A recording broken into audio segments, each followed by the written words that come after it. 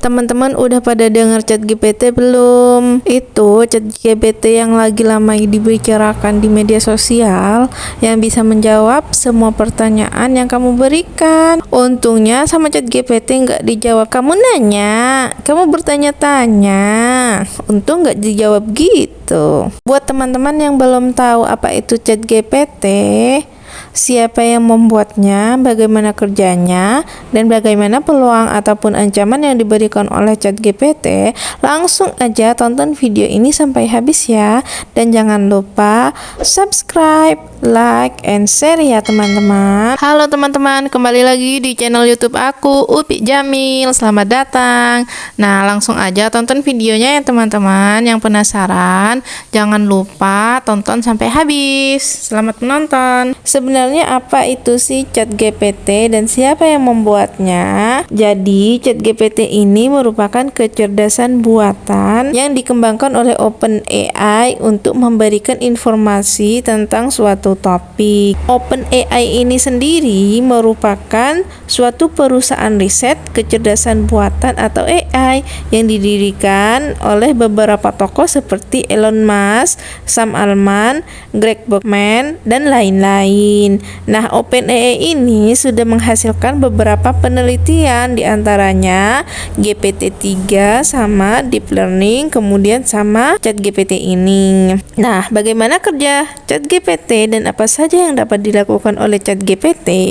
ChatGPT ini sebuah model bahasa alami yang dilatih menggunakan teknologi machine learning dan dirancang untuk merespon permintaan atau pertanyaan dari pengguna dengan menggunakan pemahaman seperti bahasa manusia dan juga dapat mempelajari data dari yang diinput oleh pengguna.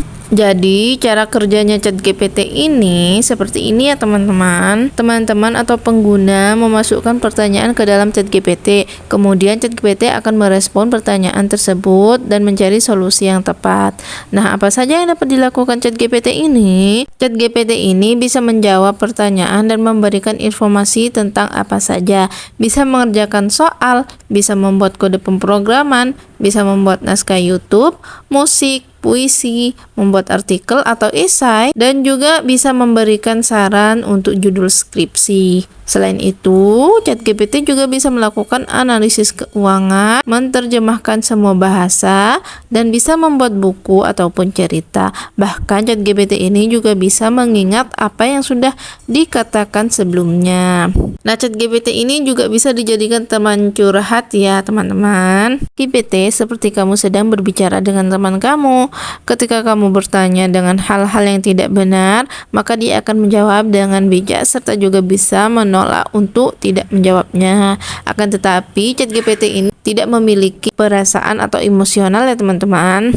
Aku pernah bertanya bagaimana cara mendapatkan uang dengan cepat. Nah, ChatGPT ini langsung menjawabnya dan memberikan jawaban bahwa untuk mendapatkan uang itu tidak bisa dengan cepat dan perlu usaha dan kerja keras.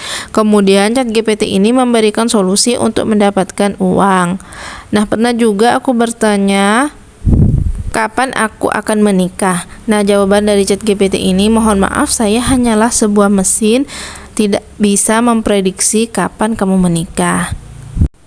Saya hanya bisa memberikan masukan tentang pernikahan dan sama ChatGPT ini dijelaskan secara panjang lebar dan detail. ChatGPT ini juga bisa meminta maaf saat membuat kesalahan. Kemudian, siapa yang bisa menggunakan ChatGPT ini? Nah, ChatGPT ini bisa digunakan oleh siapa saja.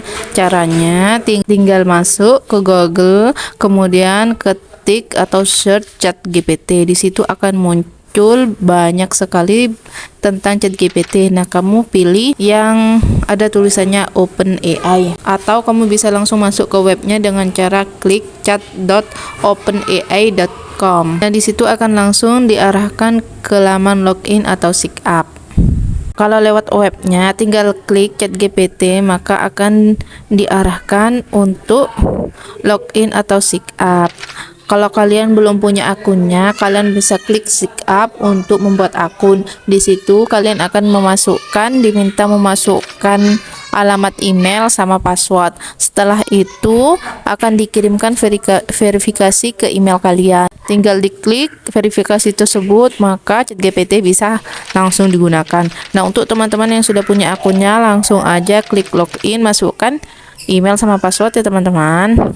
Di situ tinggal langsung bisa mengetik semua pertanyaan atau semua informasi yang kalian butuhkan untuk ditanyakan ke ChatGPT. Yang paling bawah ya teman-teman, untuk menanyakan apa yang ingin kalian tanyakan. Kemudian apa saja yang bisa ditanyakan pada ChatGPT? Nah, kalian bisa menanyakan semua pertanyaan mulai dari ilmu akademik, musik, semua bahasa. Bisa juga minta dibuatkan resume atau naskah untuk dialog YouTube. Bisa juga kalian minta saran judul untuk bahan skripsi kalian. Selanjutnya, apa sih ancaman dan peluang untuk di masa mendatang dengan adanya ChatGPT ini? Nah, pertama, ChatGPT ini sangat memberikan manfaat terutama di dunia akademik. Para pelajar dengan mudahnya bisa belajar dengan ChatGPT ini. Namun sisi negatifnya, para pelajar dengan mudahnya menerima masukan yang instan tanpa terlebih dahulu melewati proses untuk belajar dengan detail, dan ini akan membuat anak-anak yang makin malas akan bertambah malas. Kemudian apa batasan dari ChatGPT ini? Nah, ChatGPT ini hanya dapat memberikan jawaban berdasarkan pada data yang dipelajari dan data yang digunakan. Informasi yang digunakan ChatGPT ini hanya sampai pada tahun 2021. Jadi ChatGPT masih belum mengetahui informasi tentang kejadian tahun 2022 ke atas. Nah, ChatGPT juga tidak dapat menunjukkan emosi atau perasaan seperti manusia. Dia hanya bisa memahami emosi secara bahasa. Jawaban ChatGPT ini juga masih terdapat kesalahan ketika mencoba bahasa daerah. Jawabannya masih ngawur, dan kemudian untuk pertanyaan hitungan terkadang ChatGPT juga masih salah ya. Dengan batasan ini, kita diharuskan jangan sampai terlena dengan adanya bantuan ChatGPT, dan jangan senang dengan yang instan ya teman-teman. Kita harus tetap belajar dengan membaca literatur atau referensi yang banyak. Jadi untuk yang malas, jangan sampai tambah malas ya. Apa peluang dan dampak dengan adanya ChatGPT ini untuk masa mendatang? Pekerjaan akan semakin cepat ya. Kemudian ChatGPT ini bisa membantu untuk mendapatkan pemasukan keuangan, misalnya untuk menuliskan naskah YouTube, konten-konten yang dibutuhkan untuk bisnis kita. Dampaknya untuk masa mendatang, dunia akademik ini atau para pengajar jangan lagi memberikan pekerjaan rumah, karena dengan pekerjaan rumah akan mudah dikerjakan oleh ChatGPT.